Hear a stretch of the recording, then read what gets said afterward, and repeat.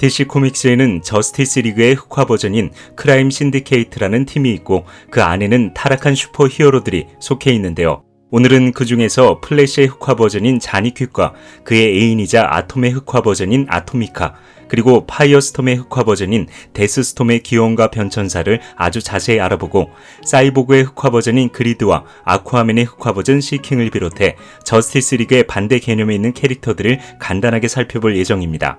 따라서 평소 크라임 신디케이트가 궁금하셨거나 사악한 슈퍼히어로를 보고 싶으신 분들은 이 영상으로 모든 궁금증을 해결해 보시길 바랍니다. 그럼 바로 시작하죠.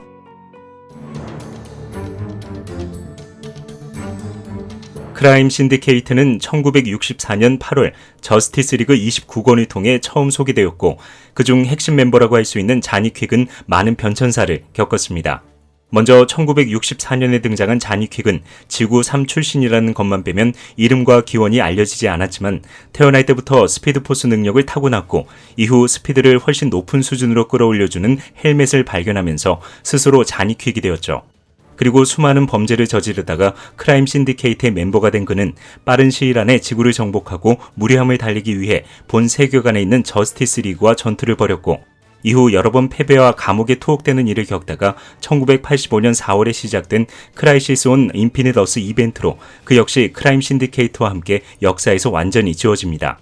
참고로 이 당시 자니퀵은 본 세계관의 플래시보다 느린 속도를 가지고 있었지만 크라이시스 온 인피니트 어스 이벤트 이후 그의 기원과 능력은 새롭게 재정립되었고 다양한 인물들이 자니퀵의 이름을 거쳐가죠. 먼저 반물질 우주에서 온 자니퀵을 거쳐 지구 2 출신이자 정기적으로 스피드 주스를 섭취해야만 스피드 포스 힘을 낼 수 있는 자니퀵, 그리고 역시 지구 2 출신이자 스피드를 올려주는 헬멧을 착용하는 자니퀵까지 오랜 시간 동안 다양한 인물들이 자니퀵의 이름을 계승해왔지만 모두 이름과 기원이 알려지지 않았다는 점과 인기가 많지 않았다는 점에서 사실상 명맥만 유지하고 있는 캐릭터였습니다. 하지만 뉴 52 세계관에 들어서면서 그의 애인이자 아톰의 흑화 버전인 아토미카가 등장하고 그들의 기원이 새롭게 정립되면서 조금씩 인지도를 쌓아가기 시작하는데요. 그들의 기원은 이렇습니다. 센트럴시의 유명한 범죄자 조나단 앨런은 경찰에게 사로잡혀 연행되고 있는 중이었고 그를 호송하고 있던 믹 로리는 그동안 그가 동료들을 죽인 것을 생각하면 지금 여기서 처리해도 분이 풀리지 않을 거라고 말하는데요. 동료 경찰관 레오나드 스나트는 지금 여기서 처리하는 것도 좋지만 그의 여자친구 론다 피네다까지 유인해서 잡으려면 아직 기다려야 된다면서 그를 다독거립니다. 하지만 그들의 이야기를 듣고 있던 조나단 앨런은 너희에게 그런 일은 발생하지 않을 거라면서 사악한 웃음을 짓는데요. 그 순간 론다 피네다의 트럭이 호송 트럭을 들이박으면서 조나단 앨런은 자유의 몸이 되었고 두 명의 경찰은 그들에게 사로잡힌 채 그동안 그들이 경찰들을 잔인하게 죽인 이야기를 들으며 공포에 떨어야만 했죠. 게다가 론다 피네다가 둘이 싸워서 한 명만 살아남는다면 가족은 살려주겠다고 말하자 얼마 전에 딸을 낳아 행복한 삶을 살고 있던 믹은 눈물을 머금고 스나트를 죽입니다. 그리고 믹은 제발 자신의 가족만은 건들지 말라고 애원하는데요. 조나단 앨런은 아무런 망설임 없이 그를 죽여버렸고 론다 피네다는 그들의 가족을 죽이러 간다는 기쁨에 즐거워하죠. 하지만 그 순간 경찰들이 들이닥치면서 쫓기는 신세가 된 그들은 오랫동안 도망다니다가 스타 연구소까지 몰리자 이젠 마지막이라는 것을 깨닫고 키스를 나누며 최후를 준비하는데요. 바로 그때 번개가 내려치면서 조나단 앨런은 스피드포스의 힘을 얻게 되었고 아래로 떨어진 론다 피네다는 레이 파머의 아토미코와 충돌하면서 아톰의 힘을 얻게 되죠. 그렇게 자니퀵과 아토미카로 거듭난 그들은 초능력을 이용해 더욱 많은 살인을 저질렀고 이후 크라임 신디케이트의 멤버가 된 그들은 지구를 완벽하게 장악합니다. 그리고 2013년 트리니티 워 이벤트에서 아토미카가 저스티스 리그에 잠입해 크라임 신디케이트를 본 세계관에 끌어들였고 이후 이어지는 포에버 이블 이벤트에서 자니퀵과 아토미카는 크라임 신디케이트 멤버들과 함께 지구를 파괴하며 잔혹한 행동을 일삼죠. 하지만 결국 자니퀵은 다리가 파괴되면서 캡틴 콜드에게 죽임을 당했고 그의 애인 아토미카는 크기를 조절해주는 벨트가 고장나면서 렉스 루터에게 비참하게 밟혀 죽는데요. 이후 다크나이트 데스메탈 이벤트로 크라임 신디케이트가 재정립되면서 조나단 챔버스가 자니퀵의 이름을 이었고 그렇게 자니퀵의 역사는 계속 이어지죠. 그리고 새롭게 등장한 자니퀵의 기원은 이렇습니다. 센트럴시에서 태어난 조나단 챔버스는 불법 도박을 위해 개를 기르고 있던 아버지 밑에서 자랐지만 동물을 학대하는 아버지의 모습을 보고 개를 풀어주기로 결심하죠. 그래서 조나단은 아버지 몰래 개들을 풀어주는데요. 그 순간 아버지에게 걸리면서 심하게 구타를 당한 그는 결국 분노를 참지 못하고 화학약품과 석유를 한 곳으로 끌어모으기 시작합니다. 그리고 조나단은 농장 전체를 불태워 아버지와 형제들을 모두 죽이려고 했지만 그 순간 번개가 내려치면서 스피드포스 힘을 얻게 된 그는 아버지와 형제들을 죽이고 개들을 풀어줌으로써 진정한 자유를 얻게 되죠. 그렇게 가족의 시체를 집에 오랫동안 방치하면서 자신의 분노를 해소한 그는 잔익킥이 되어 수많은 악행을 저질렀고 이후 그의 행동이 알려지면서 크라임 신디케이트의 정식 멤버가 된 그는 멤버들과 함께 지구를 완벽하게 장악합니다. 이렇듯 1964년 8월 저스티스 리그 29권을 통해 처음 세상에 등장한 자니퀵은 다양한 변천사를 겪었고 이후 그의 애인이자 아톰의 흑화 버전인 아토미카가 등장하고 사악한 성격과 잔인한 행동으로 명성을 떨쳤던 자니퀵이 등장하면서 자니퀵은 많은 인기를 얻게 되는데요. 현재는 조나단 챔버스가 자니퀵을 계승했고 아직 새롭게 등장한 아토미카의 기원이 밝혀지진 않았지만 사실 이 중에서 가장 인기가 많은 캐릭터는 뉴 52 세계관의 자니퀵인 조나단 앨런과 아토미카 론다 피네다입니다.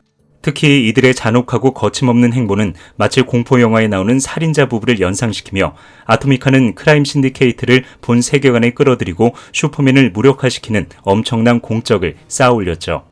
그리고 이들의 행동으로 크라임 신디케이트의 명성은 더욱 올라갔고 그 덕분에 그들은 크라임 신디케이트의 중요한 멤버로 인식되고 있기 때문에 사실상 뉴 52 세계관의 자니퀵과 아토미카는 가장 유명하고 인기가 많은 캐릭터로 인정받고 있습니다.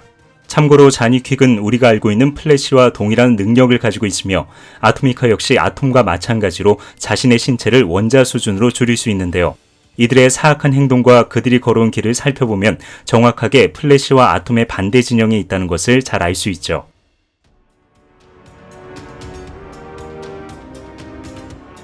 데스스톰은 블랙히스트 나이트 이벤트와 그 이후 이어지는 브라이티스트 데이 이벤트에서 파이어스톰이 블랙 랜턴이 되었을 때 잠시 사용했던 이름인데요. 이후 뉴 52 세계관에 들어서면서 크라임 신디케이트의 당당한 멤버로 재탄생했고 이렇게 탄생한 데스스톰은 저스티스 리그를 파멸 직전까지 몰아넣으며 많은 활약을 하죠. 그리고 데스스톰의 기원도 새롭게 만들어지는데요. 그의 기원은 이렇습니다. 인체 실험으로 악명이 높았던 마틴 스타인 교수는 거리의 아이와 노숙자를 꼬드겨 실험실로 데려갔는데 그들을 다시 볼 수 있는 경우는 극히 드물었고 간혹 발견되더라도 형체를 알아보기 힘들었죠. 사실 스타인 교수는 물리학 분야에서 세계 최고의 권위자로 손꼽히고 있었지만 죽음에서 생명을 창조하는 연구를 진행하다가 결국 인체 실험까지 하게 되었고 그의 악행이 알려지면서 크라임 신디케이트를 죽이고 싶어하는 적들에게 큰 관심을 받게 됩니다. 그리고 그중 한 명에게 고용된 교수는 크라임 신디케이트 멤버들의 약점을 알아내는 대가로 마음껏 생체 실험을 할 수 있게 되면서 그동안 못했던 실험을 계속 이어나가는데요. 타인을 매개체로 한 실험에 만족할 수 없었던 그는 결국 자신과 시체를 결합하는 실험을 하면서 생명과 죽음을 연결하는 고리, 즉 데스스톰으로 거듭났고 이 사건을 계기로 크라임 신디케이트의 멤버가 된 그는 잔혹한 행동을 일삼으며 멤버들과 함께 지구를 완벽하게 장악하죠. 그리고 2013년 트리니티 워 이벤트를 통해 본 세계관에 들어온 그는 크라임 신디케이트 멤버와 함께 악당들을 규합해 지구를 파괴했고 그들을 막는 저스티스 리그를 완전히 무력화시키는데요. 이 과정에서 데스스톰은 크라임 신디케이트의 과학자이자 파워링의 주치의를 자처하며 많은 활약을 했고 절망에 빠져있는 저스티스 리그를 파이어스톰 몸 안에 가두며 크라임 신디케이트가 지구를 장악하는 발판을 마련합니다. 또한 데스스톰은 자신의 명령을 듣지 않는다는 이유로 캡틴 콜드의 DNA를 조작해 능력을 제거하거나 겉으로는 파워링을 위하는 척했지만 사실 반지의 비밀을 알고 싶어 그와 붙어 다니는 등 이곳에서도 그는 실험을 위해서라면 물불을 가리지 않는 모습을 보여주죠. 하지만 이후 배신한 슈퍼우먼의 올감에 몸이 감기면서 자살을 지시받은 그는 알렉산더 루터에 의해 결국 비참한 죽음을 맞이합니다. 이렇듯 데스스톰은 아주 잠깐 등장했지만 강렬한 인상을 남기며 많은 팬들의 사랑을 받았는데요. 그의 인기가 이어지면서 결국 드라마 플래시의 원작과 조금은 다르지만 어찌되었던 데스스톰이라는 캐릭터가 등장하는 것을 볼 수 있습니다.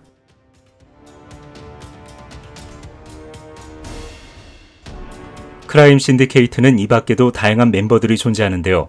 그 중에서 그리드는 원래 사이보그 안에 내장되어 있는 시스템으로 초기에는 사이보그가 업로드한 데이터를 수집하고 처리하는 단순한 업무를 반복했지만 이후 시간이 지나면서 지구상의 초인들을 찾아내고 감시하는 시스템으로 발전하게 되죠. 하지만 감정을 가지게 된 그리드가 모든 것을 독차지하고 있는 사이보그에게 분노하면서 결국 그는 사이보그를 해킹해 인간의 부분을 모두 떼어내고 몸체를 차지하는데요. 그 누구보다 감정을 배우고 싶었던 그리드는 지구를 침공한 크라임 신디케이트에 합류하여 저스티스 리그를 고립시키고 멤버들이 원하는 정보를 제공해줬고, 시간이 날 때마다 크라임 신디케이트의 다양한 정보들을 분석하며 감정을 알고자 노력했죠.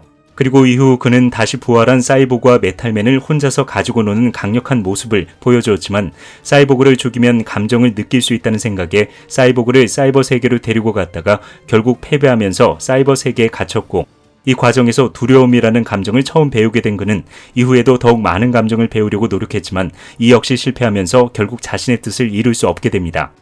또한 아쿠아맨의 흑화 버전인 시킹은 본 세계관에 넘어오면서 살아남지 못하고 그 자리에서 사망했는데요.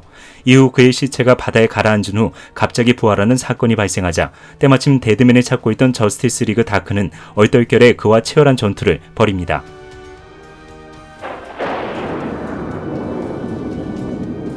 그리고 저스티스 리그 다크는 겨우 그를 물리쳤고 시킹의 육체 안에 데드맨이 들어가 있다는 사실을 발견하죠. 그러자 콘스탄틴은 앞으로 시킹의 육체가 크라임 신디케이트와 싸우는데 크게 도움이 될 것이라고 판단하면서 시킹의 잔재를 모두 지웠고, 그렇게 시킹의 육체를 얻게 된 데드맨은 시킹의 능력을 이용해 다양한 활약을 합니다. 이렇듯 시킹은 등장하자마자 죽임을 당했고 데드맨의 껍데기가 되는 굴욕을 당했지만, 그가 저스티스 리그 다크와 싸우고 데드맨의 육체가 되어 활약하는 모습을 보면서 우리는 시킹의 능력을 잠시 엿볼 수 있죠. 일반적으로 시킹은 아쿠아맨과 비슷한 능력을 보유하고 있지만, 살아있는 바다 생물을 소환하고 조종하는 아쿠아맨과 달리 바다에서 죽은 시체를 살려내고 조종할 수 있습니다. 그리고 물과 파도를 제어할 수 있으며 1990년대 아쿠아맨이 잠시 가지고 있던 갈고리 팔을 달고 있는데요. 이 갈고리 팔은 강력한 내구력을 가지고 있는 스워프싱의 가슴을 간단하게 자를 정도로 예리하고 강력한 내구력을 가진 것으로 추정되죠. 이 밖에도 DC 코믹스 히어로와 선악이 바뀌어있는 캐릭터들이 꽤 많이 존재하는데요. 이들 모두 크라임 신디케이트의 멤버가 아님에도 불구하고 크라임 신디케이트와 꽤 비슷한 포지션을 가지고 있기 때문에 마지막으로 여러분이 알만한 캐릭터들만 나열해 보겠습니다.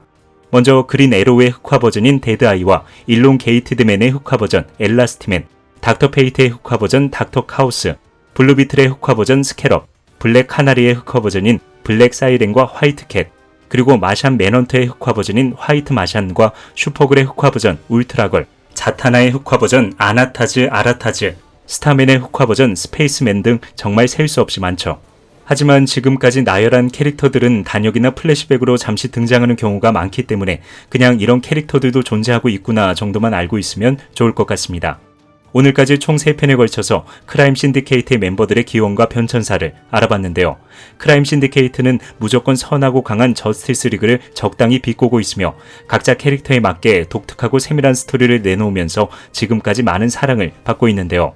부디 이 인기가 끝까지 이어지면서 스크린으로 그들을 볼 수 있는 날이 빨리 왔으면 좋겠다는 생각을 하며 지금까지 히파라치였습니다.